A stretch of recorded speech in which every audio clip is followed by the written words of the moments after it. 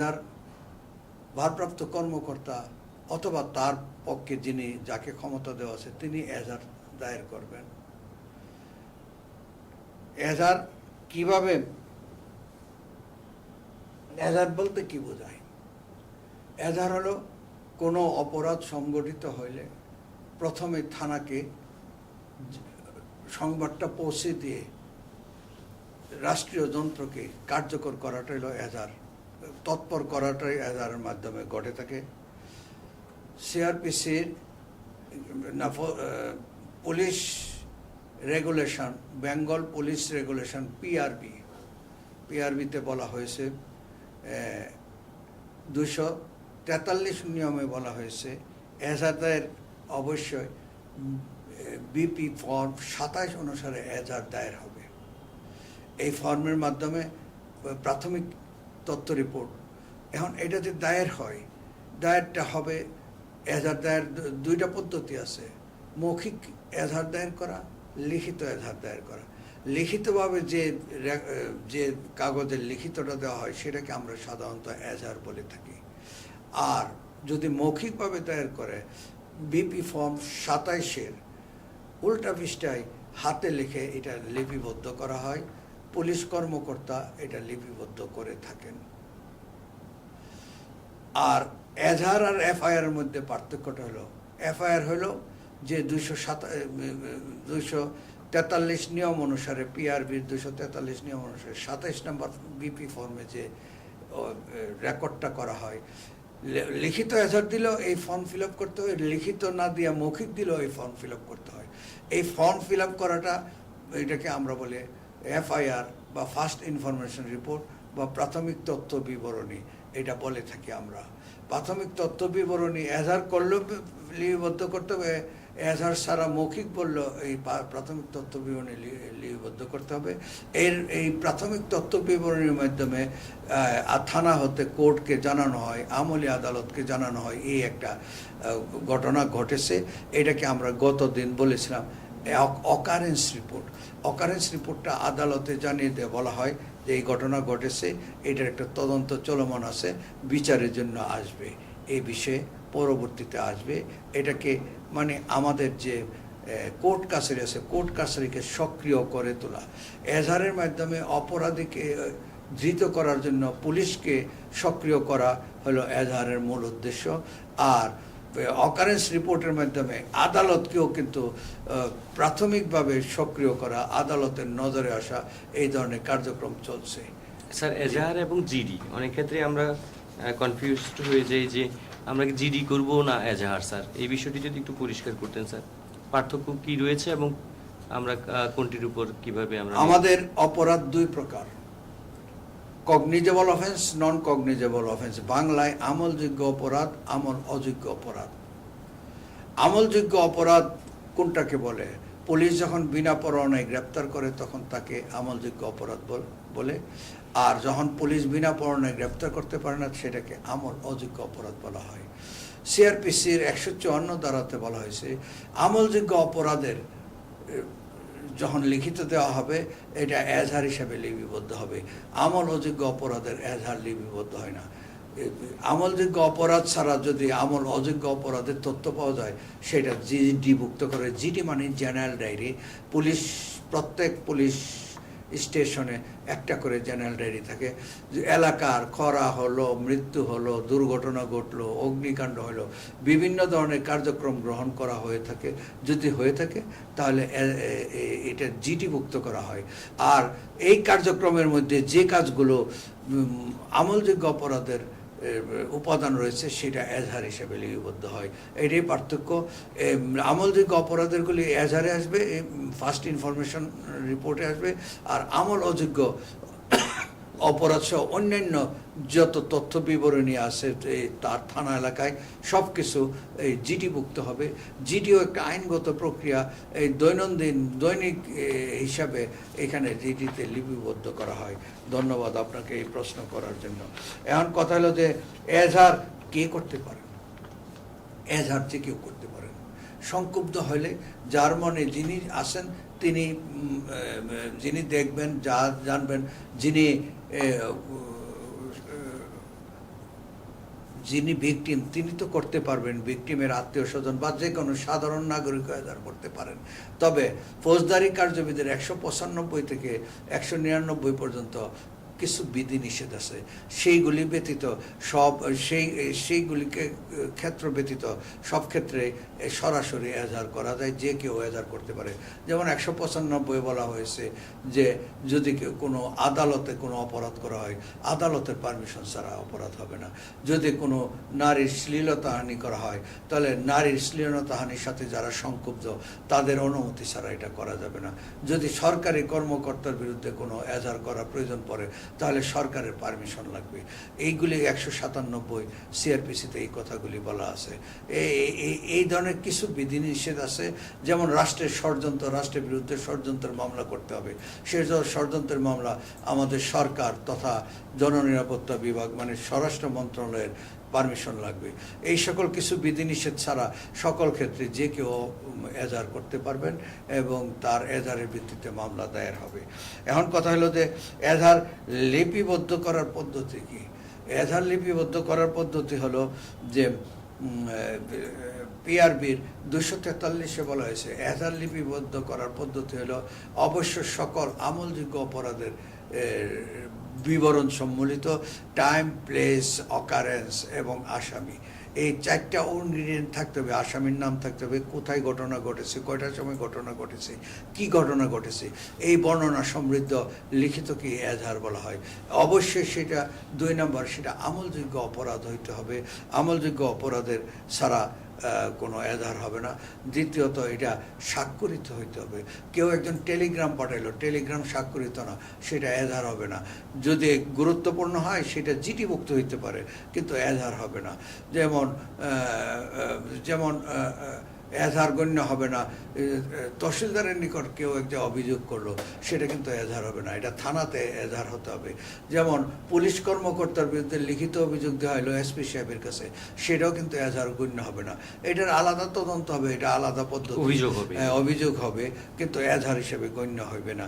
এই ধরনের অনেকগুলো ইনগ্রেডিয়েন্ট আছে। এই ইনগ্রেডিয়েন্ট এজাহার যখন লিপিবদ্ধ করা হবে, এটার শর্তের মধ্যে এজাহার লিপিবদ্ধ করে যিনি লিপিবদ্ধ করছেন তার সিল স্বাক্ষর দিয়ে এটা লিপিবদ্ধ করতে হবে, এটা ডকুমেন্টেড করতে হবে। তারপরে যিনি সংবাদ দিয়েছেন তার একটা লিখিত লাগবে, তার লিখিত সংগ্রহ করতে হবে। এগুলি হলো এজাহারের শর্তাবলী। এজাহারের শর্তাবলী পূরণ না হলে এজাহার হয় না। যেমন কোনো আসামি একটা লিখিত দিল, লিখিত দেওয়ার পর তিনি আবার আরেকটা বিবৃতি দিল, আসামির বিরুদ্ধে কোনো বাদী লিখিত দিল, এইটা এজাহার। কিন্তু পরে তিনি আইসা আবার বলল, স্যার আমি তো যে জিনিসগুলি চুরি গেছে তার তালিকা দেইনি, এই তালিকা এটা এজাহারভুক্ত করেন, সেটা এজাহারভুক্ত হবে না, এটা সাক্ষ্য হিসেবে পরে ঢুকে যাবে। কোনো সময় কোনো সাক্ষী এসে বিবৃতি দিল 161, 162 ধারা মতে বিবৃতি দিল, সেটা কিন্তু এজাহার হবে না, সেটা তদন্তের প্রক্রিয়া এটা ঢুকে যাবে, এগুলি বিবেচনায় আসবে, কিন্তু এজাহার হবে না। এজাহার হবে প্রথম যে সংবাদটা পাঠানো হয়। এই জন্য এজাহারটা যখন দেওয়া হয় এটা একটা সাক্ষ্যগত মূল্য আছে। এই এজাহারটা যখন দেওয়া হয় টাইম, প্লেস, অকারেন্স এবং আসামির নাম, ঠিকানা সম্বলিত যে তথ্য, সেই তথ্যটা বিস্তারিত থাকাটাই ভালো। পরবর্তীতে অনেক তথ্য দেওয়া যায়, কিন্তু এজাহারে এটা অন্তর্ভুক্ত হবে না। এটা সমর্থনমূলক সাক্ষ্য হিসেবে, কোরোবোরেটিভ সাক্ষ্য হিসেবে এটা দেখা যাবে। এখন কথা হলো যে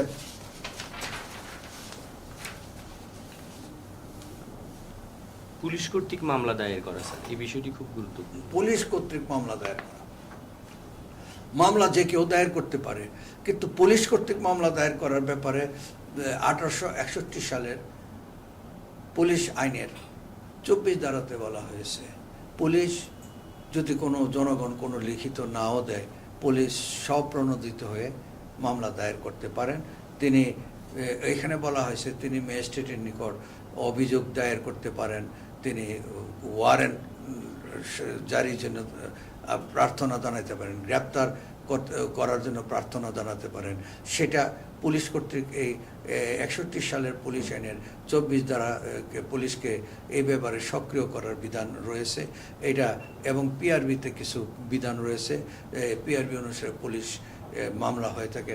তবে সাধারণত যারা ভুক্তভোগী হয়ে থাকে, ভুক্তভোগীর লিখিত ছাড়া পুলিশ সাধারণত মামলা করে না, অগ্রসর হয় না। যেখানে মনে করেন দেশে একটা গণ্ডগোল সৃষ্টি হইলো, এটার জন্য ভুক্তভোগী কাউকে পাওয়া যাচ্ছে না, তখন রাষ্ট্রীয় স্বার্থে, কারণ জানতে হবে অপরাধ শুধু ব্যক্তির বিরুদ্ধে হয় না, এটা রাষ্ট্রের বিরুদ্ধে অপরাধ। রাষ্ট্রের শান্তি শৃঙ্খলা আইন কানুনের বিরুদ্ধে যখন কোনো অপরাধ সংগঠিত হয়, এটাকে ধরে নেওয়া হয় রাষ্ট্রের বিরুদ্ধে অপরাধ। এই জন্য আমরা এজাহারগুলিকে রাষ্ট্রের বিরুদ্ধে অপরাধ হিসেবে গণ্য করে থাকি। স্যার, অনেক সময় দেখা যায় সড়ক দুর্ঘটনা হয়েছে, তাহলে সেই ক্ষেত্রে কি পুলিশবাদী হয়ে মামলা করবে স্যার? পুলিশবাদী হয়ে মামলা করবে। অগ্নিকাণ্ডে হইলে, যেমন ল অ্যান্ড অর্ডার পরিস্থিতির অবনতি হয়েছে, তাহলে পুলিশবাদী হয়ে মামলা করে, এটা করতেই পারে। তারপরে এজাহার গ্রহণ করা কি বাধ্যতামূলক? অবশ্যই পিআরবি 244 কতে বলা হয়েছে এজাহার গ্রহণ করা বাধ্যতামূলক। কোনো এজাহার পরে ফলাফল কি হবে প্রমাণিত হবে না, এই কারণ দেখা এজাহার গ্রহণ করা বিলম্বিত গ্রহণ করতেই হবে। অবশ্যই থানা কর্তৃপক্ষ এজাহার পাওয়ার সাথে সাথেই এজাহার গ্রহণ করবেন, তদন্ত করে কি ফলাফল হবে সেটা পুলিশ কর্তৃপক্ষ ডিসিশন করবে, কিন্তু অগ্রিম ধারণা করিয়া এজাহার হইতে বিরত থাকিবে না। থানা কর্তৃপক্ষকে অবশ্যই এজাহার দায়ের করতে হবে। এবং বলা আছে, যদি থানা কর্তৃপক্ষ ওসি সাহেব নাই, যিনি থানার, যে এমনকি কনস্টেবলও পর্যন্ত যদি থানায় তিনি সর্বোচ্চ পদাধিকারী হন, তাহলে তিনিও লিপিবদ্ধ করতে পারেন। পরে অবশ্যই ওসি সাহেবকে জানাতে হবে, কিন্তু থানা কখনো ইনঅ্যাক্টিভ হবে না। ওসি সাহেব বাইরে, সেকেন্ড অফিসার বাইরে, তাই আর কোনো মামলা নেওয়া হবে না, কার্যক্রম বন্ধ থাকবে, এটা কিন্তু না। থানা 24 ঘন্টায় খোলা থাকে। থানাকে সবসময় অ্যাক্টিভ আছে মনে করতে হবে। যিনি দায়িত্বপ্রাপ্ত থাকবেন, ডিউটিতে যিনি থাকবেন, ডিউটি অফিসার এটা গ্রহণ করবেন, করে যদি তিনি অধস্তন হয়ে থাকেন, তিনি পরে ওসি সাহেবকে জানিয়ে দেবেন, এবং ডিউটি অফিসার এটা জানিয়ে লিপিবদ্ধ করে এটা কাজটা করবেন। এবং এজাহার একটা সিরিয়াল নম্বর পড়া হয়, এফআইআর ফর্মের মধ্যে একটা মামলা নম্বর দেওয়া হয়, মামলা নম্বর দিয়ে এটা কাজ করা হয়। স্যার, এখন বিষয় স্যার, এজাহার হওয়ার পর যদি একটি এজাহারের পরে একই বিষয়ে আরেকজন আরেকটি এজাহার দায়ের করতে চায় বা করেছে, সেই ক্ষেত্রে স্যার কোন এজাহারটি গ্রহণযোগ্য হবে? এইটার দুইটা বিধান আছে। আমি আগেই বলেছি, যিনি এজাহার করেছেন তিনি যদি আবার আর কিছু তথ্য দেন, এটা অতিরিক্ত তথ্য সাক্ষ্য হিসেবে যাবে, দ্বিতীয় এজাহার হবে না। দ্বিতীয়ত, অন্য কেউ যদি কোনো লিখিত দেন, সেটা কেস ডায়েরির মাধ্যমে তদন্তের আওতায় এসে পড়বে, কিন্তু এইটা এজাহার হিসেবে গণ্য হইবে না। আরেকটা বিধান আছে, থানায় মামলা দায়ের হলো, দেখা গেল আরেকজন লোক অন্য ভার্সনে গিয়ে আদালতে গিয়ে আরেকটা মামলা দায়ের করলো একই বিষয়ে। যদি আদালতে মামলা দায়ের করা থাকে, তাহলে বলা আছে সিআরপিসির 201-200-তে বলা আছে, যদি মামলা দায়ের হয় তাহলে তিনি এটা জবানবন্দি গ্রহণ করিয়া এটা রেখে দিবেন। যখন পুলিশ রিপোর্ট দিবেন, চার্জশিট বা ফাইনাল রিপোর্ট যেটাই হোক, ফাইনাল রিপোর্ট দিলেবেন, তখন ওইটাকে তিনি জাগ্রত করবেন। যদি দেখা যায় আগের এজাহারের সাথে ওই এজাহারের মিল নাই, তাহলে তিনি আদালত সেই মোতাবেক দুইটাকে জয়েন্ট ট্রায়ালের দিকে নিয়ে নেবেন। আর যদি দেখেন মিল আছে, তারপরে এটাকে একসাথে করে জয়েন্ট ট্রায়ালের মাধ্যমে করে দেবেন। দেওয়ার বিধান আছে, কিন্তু ওইটা অ্যাক্টিভ থাকবে। নালিশির যে বিষয়টা, সেটা ইনঅ্যাক্টিভ থাকবে। অ্যাক্টিভ থাকবে হলো এজাহার যেটা হয়েছে, দায়ের হয়েছে। পুলিশের কাছে এজাহারটাকে বিশেষ গুরুত্ব দেওয়া হয়েছে। আর একটা বিষয় আছে, আদালতের মাধ্যমে এজাহার দায়ের হইল সরাসরি থানায়, সেই পদ্ধতি নিয়ে তখন কথা বললাম। আদালতের মাধ্যমে কিভাবে হয়, আদালতে গেল, আদালত বলল যে দেখলো যে এটা একটা কগনিজেবল অফেন্স, একটু সিনিয়াস টাইপের অপরাধ, এটার বিস্তারিত তদন্ত হওয়া দরকার। আদালত নিজে ইচ্ছে করলে নালিশি মামলা হিসেবে নিতে পারেন, কিন্তু যখনই দেখা যায় এটার বিস্তারিত তদন্ত দরকার, একটু গুরুতর মামলা, তখন তারা এটা নালিশটা নেন না, তারা আদালত থেকে থানায় পাঠিয়ে দেন। এই ক্ষমতাটা সিআরপিসির 156(3) দেওয়া হয়েছে আমাদের আমল গ্রহণকারী যে জুডিশিয়াল ম্যাজিস্ট্রেট আছেন ওনারা এটা গ্রহণ করেন। ওনারা তখন বিবেচনা করেন এটা কি সিআর মামলা বা নালিশি মামলা হিসেবে নেবেন নাকি থানাতে প্রেরণ করবেন। গুরুতর হইলে কগনিজেবল, অবশ্যই কগনিজেবল অফেন্স, এবং গুরুতর অফেন্স যদি হয় যেটা বিস্তারিত সরেজমিনে তদন্তের দাবি রাখে, এই ধরনের দাবির ঘটনা যদি ঘটে তাহলে আদালত সেটা থানাতে পাঠিয়ে দেন, থানা এটা গ্রহণ করবে। পিআরবির 245-এ বলা হয়েছে যখনই কোনো আদালত কোনো নালিশকে থানায় এজাহার করার জন্য পাঠাবেন, এটা ওসি সাহেব এটা এজাহার করতে বাধ্য, এটার কোনো ব্যত্যয় ঘটানোর কোনো সুযোগ নাই। এবং থানা কর্তৃপক্ষ আদালত একটি ডেট রাখবেন যে কারণ থানা এটা পাওয়ার পর একটা এফআইআর করবেন, এফআইআর ফর্ম ফিল আপ করে অকারেন্স রিপোর্ট আবার কোর্টকে কিন্তু জানাবেন। সেই জানানো পর্যন্ত তিনি একটি ডেট রাখবেন যে থানা কর্তৃপক্ষ এই কাজটা করছে কি করে নাই। এমনও আছে থানা কর্তৃপক্ষ এটা ফালাই রাখছে, তারপরে আদালত থেকে সুকোজ করা হয়েছে, কেন আদালত থেকে এজাহার করার কথা নির্দেশ দেওয়া হয়েছে কেন শুনলো না, সেই জন্য ওই নির্ধারিত তারিখের মধ্যে যদি এই অকারেন্স রিপোর্টটা না পাঠায়, অনেক সময় আমাদের আমল গ্রহণকারী আদালত থানা কর্তৃপক্ষকে সুকোজও পর্যন্ত করেছেন। আমরা যখন জুডিশিয়ারি একসাথে ছিল তখন আমাদের অ্যাডমিনের সাথে ছিল, তখন আমরা এই প্র্যাকটিসটা করেছি। এটা পিআরবিতেই বলা আছে একটা ডেট রাখতে হবে যাতে তিনি এটা নির্দেশটা প্রতিপালন করছে কিনা দেখা যায়।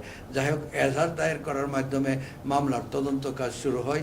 আমরা এই পর্বে এজাহার সম্পর্কে বিস্তারিত বললাম। ধন্যবাদ আমাদের দর্শক শ্রোতাকে আমাকে ধৈর্য ধরে শোনার জন্য। ধন্যবাদ স্যার আপনাকে।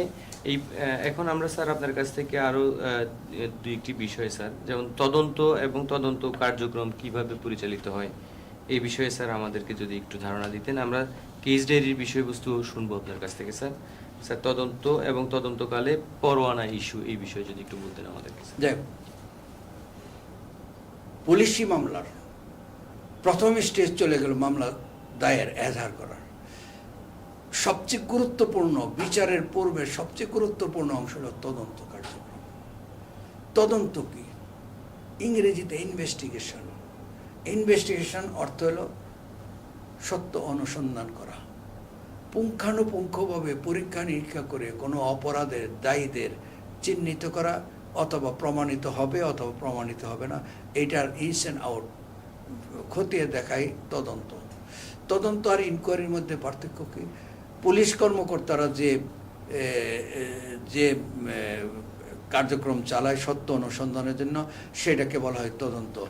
আর ইনকোয়ারি বলতে বোঝা হলো যে জুডিশিয়াল ম্যাজিস্ট্রেট বা যে কোনো ম্যাজিস্ট্রেট যদি আদালতের আদেশ কোনো ম্যাজিস্ট্রেট যদি তদন্ত চালায় সেটাকে বলা হয় জুডিশিয়াল ইনকোয়ারি বা ইনকোয়ারি।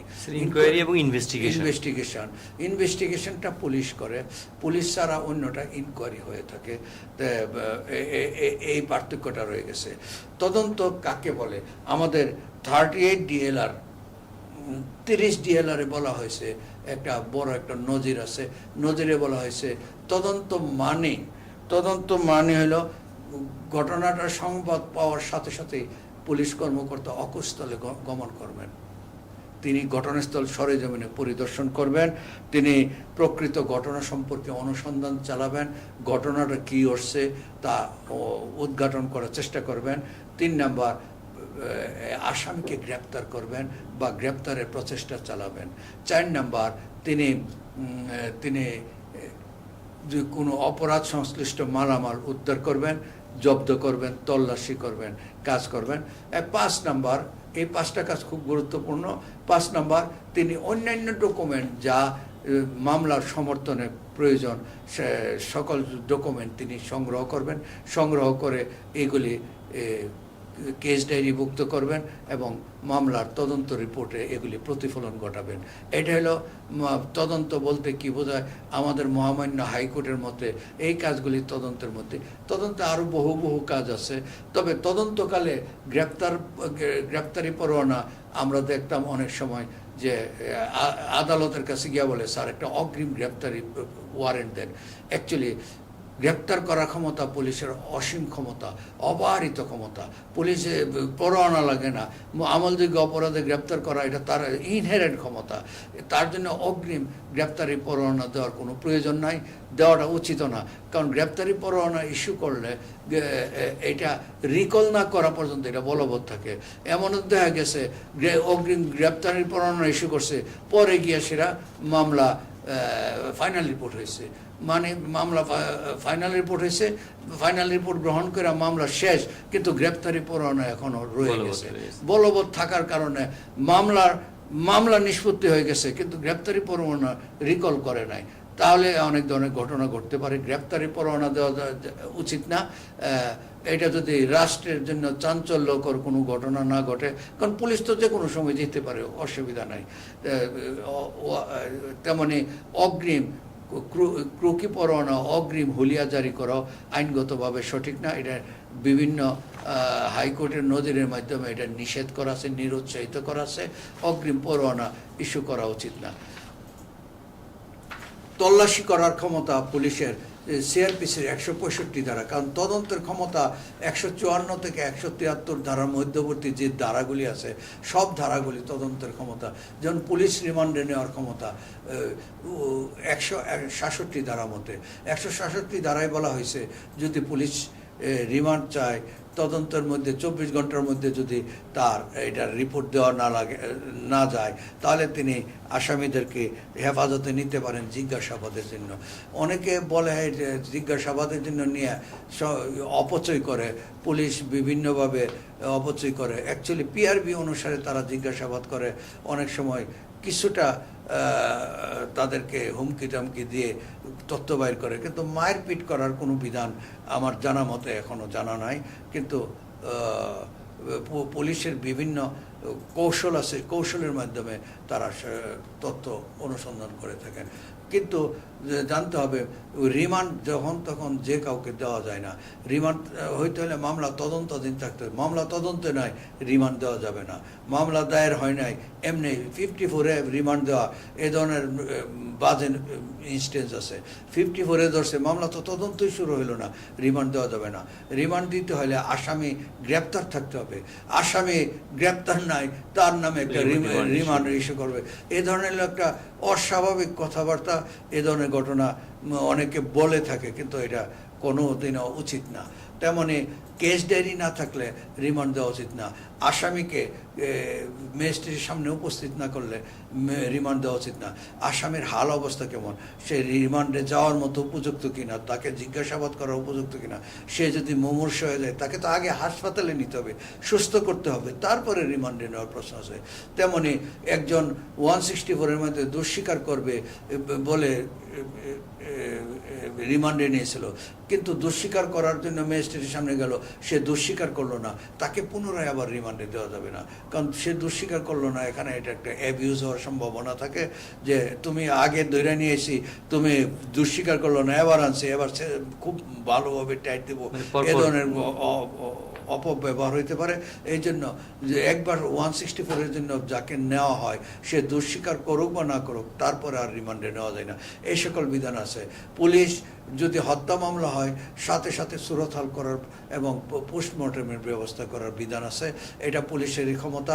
শুধু হেফাজতে মারা গেলে ম্যাজিস্ট্রেট এটা সুরতহাল করে থাকে, অথবা কবর থেকে লাশ উত্তোলন করা হলে ম্যাজিস্ট্রেট এটা সুরতহাল করে থাকে। না হলে সুরতহাল করার ক্ষমতা পুলিশেরই একচেটিয়া ক্ষমতা। তদন্তকালে এই কাজগুলি করেন। অনেক সময় যে আঙ্গুলের টিপসই নিয়ে সেরা, কারণ দেখা গেল চুরিটা কে করছে, কোথাও কোথাও আঙ্গুলের ছাপ থাকে, এটার আলাদা সিআইডি বিভাগের একটা ব্যবস্থা আছে, আঙ্গুলের ছাপ দিয়া আসামি শনাক্ত করা যায়। এইগুলি আঙ্গুলের ছাপ সংগ্রহ করে তদন্তকারী কর্মকর্তা ঘটনাস্থলে গিয়ে ঘটনাস্থলের মানচিত্র প্রণয়ন করে। মানচিত্র প্রণয়ন করে হইলে মানে হিনিয়াস ক্রাইমগুলির ক্ষেত্রে একটা মানচিত্র অবশ্যই ম্যান্ডেটরি। এলাকার মানচিত্রটা করতে, কোন দিক দিয়ে কী ঘটনা ঘটেছে সেটার বিবরণের সাথে যাতে মিলে মানচিত্র তৈরি করে। তারপরে 164-এর জন্য দেওয়া হয়, যদি আসামি এই আসামিকে জিজ্ঞাসাবাদ করার পর যদি দেখা যায় সে দোষ স্বীকার করে, অনুতাপ হয়ে যায়, অনেক সময় অনুতাপ হয়, সে ভুল বুঝে বলছে স্যার আর ভুল করবো না, আমি আবার দোষ স্বীকার করি, তাহলে কিন্তু সিআরপিসি 164 ধারার মতে judicial magistrate judicial confession record করার বিধান আছে। এটার খুবই সাক্ষ্যগত মূল্য, এটার উপর ভিত্তি করে অনেক বড় শাস্তি দেওয়ারও সুযোগ আছে, এই ব্যাপারে আইন কানুন আছে। এই তদন্তকালে এই ক্ষমতাগুলি প্রয়োগ করে থাকেন লাশ উত্তোলন থেকে নিয়ে সুরতহাল এবং এটা কি পোস্টমর্টেম, এই কাজগুলো পুলিশ তদন্তকালে করে থাকে।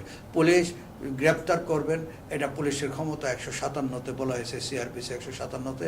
তিনি ঘটনাস্থলে যাবেন, আসামি ধরার চেষ্টা করবেন এবং অপরাধে ব্যবহৃত মালামাল জব্দ করিয়া আলামত হিসেবে এগুলি পুলিশ মালখানায় প্রেরণের ব্যবস্থা করবেন। তারপরে আছে তল্লাশি করা 165 ধারাতে বলা হয়েছে তল্লাশি করার ক্ষমতা আছে।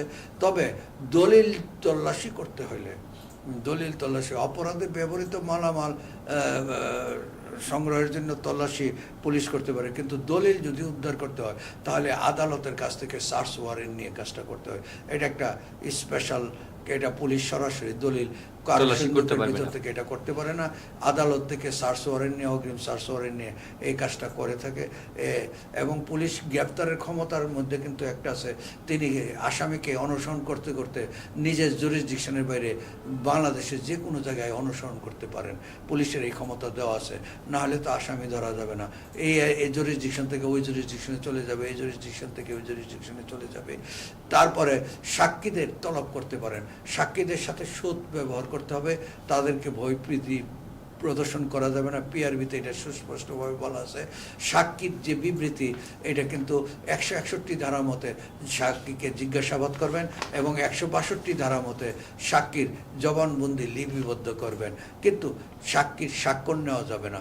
এখানে পুলিশ কর্মকর্তা স্বাক্ষর করবেন, কারণ এটা জুডিশিয়ালে ক্ষেত্রে এটা 161 ব্যবহার করা হয়, এটা করোবোরেশনের বা বৈপরীত্য দেখানোর জন্য এগুলি ব্যবহার করা হয়, কিন্তু এগুলি অরিজিনাল সাক্ষ্য হিসেবে গ্রহণ করা হয় না। পুলিশের যে তথ্য লিপিবদ্ধ করেন, তারপরে পুলিশ তদন্ত কাজের শেষে এই একটা রিপোর্ট দাখিল করে। স্যার, মৃত্যুকালীন ঘোষণা সম্পর্কে যদি একটু পরিষ্কার বলতেন আমাদের। মৃত্যুকালীন ঘোষণা আমাদের দেখা গেল একজন আরেকজনকে ছুরি মারছে, একবারে দেখা গেছে বুড়ি বের হয়ে গেছে, ডাক্তার কাছে গেল, ডাক্তার বলল তার আশঙ্কাজনক, বাঁচার সম্ভাবনা কম। তখন পুলিশ তৎপর হয়ে ওঠে, কে মেরেছে তাকে, তার চেয়ে বড় সাক্ষী নাই যিনি আহত হয়েছেন, যার মৃত্যু হওয়ার সম্ভাবনা আছে। তখন পিআরবির বিধান অনুসারে পিআরবির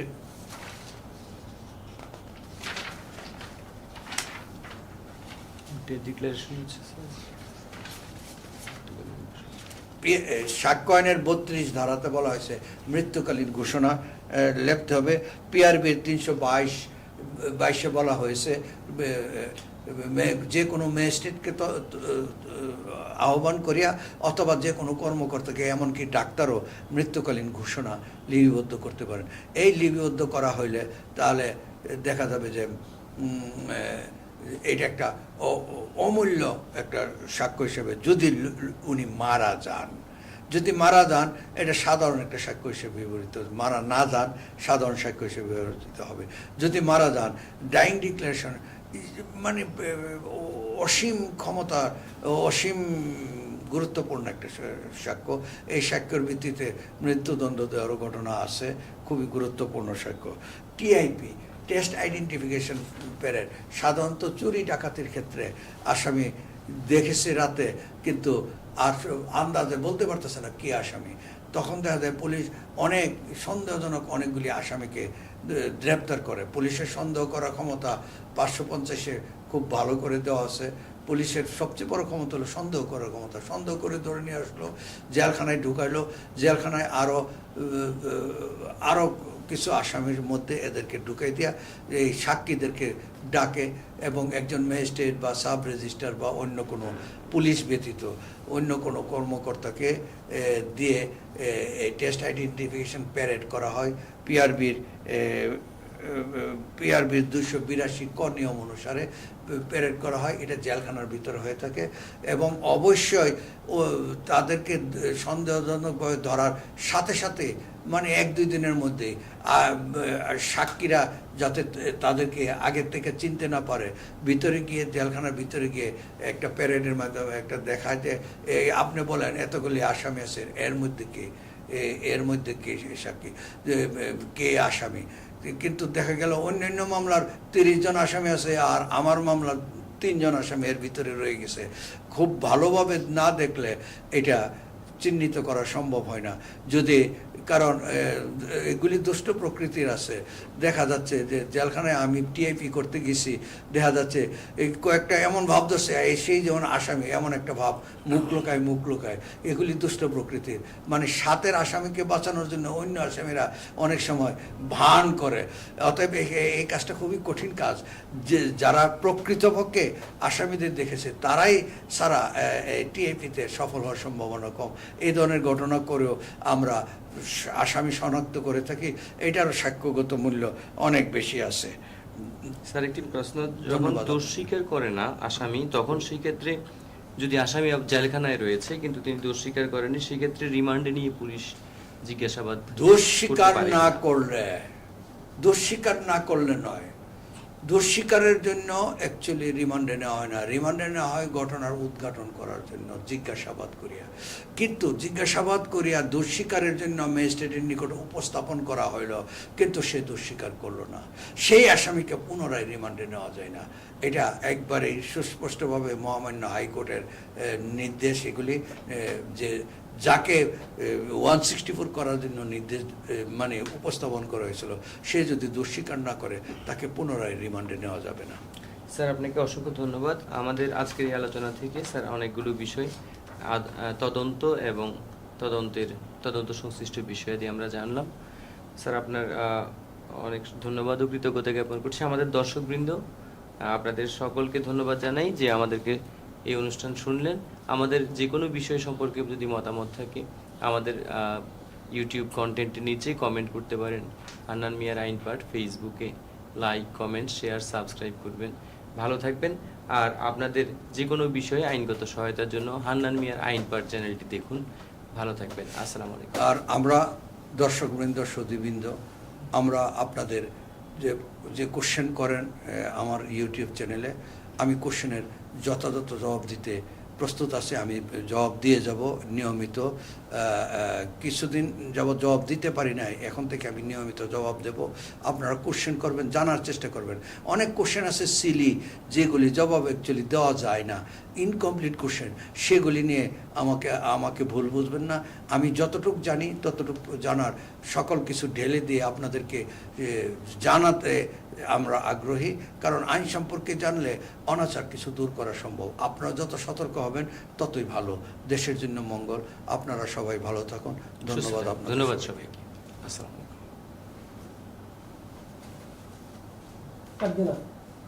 কাট দিও না। লাইভ ক্লোজ করছো? না, চলতেছে। খুললে? লাস্টের ইন্ট্রোটা চলে। হ্যাঁ, করার পরে দেন হচ্ছে এন্ড করে দিও। ওই যে ইয়াতে যাও, ব্রাউজারে যাও।